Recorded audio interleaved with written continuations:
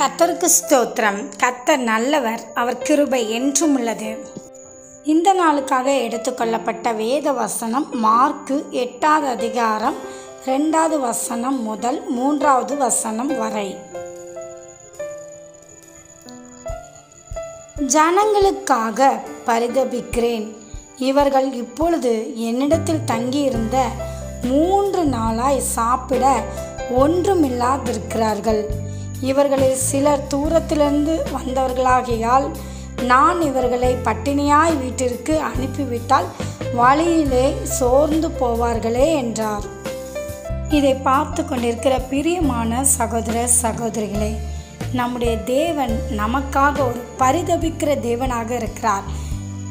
இங்கே மலை பிரசங்கத்தில் 3 நாளும் கர்த்தருடைய பிள்ளைகள் கர்த்தருடைய வார்த்தையை கேட்டுக்கொண்டு இருக்கிறார்கள்.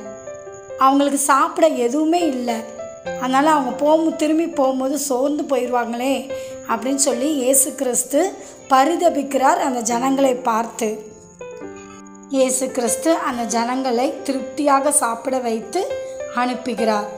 ஒருவேளை நீங்கள் நினைக்கலாம், ஐயோ நான் கஷ்டப்படுறேனே, இந்த பிரச்சனை இருக்குதே, இந்த போராட்டத்திலேருந்து எப்பொழுது எனக்கு விடுதலை கிடைக்கும், இந்த வியாதியிலேருந்து எப்பொழுது விடுதலை கிடைக்கும், எனக்கு இந்த தேவைகள் சந்திக்கப்படுமா என்று நீங்கள் நினைத்து கொண்டு இருக்கிறீர்கள். ஆனால் இயேசு கிறிஸ்து உங்களை ஒவ்வொரு நிமிடமும் பார்த்து கொண்டு தான் இருக்கிறார்.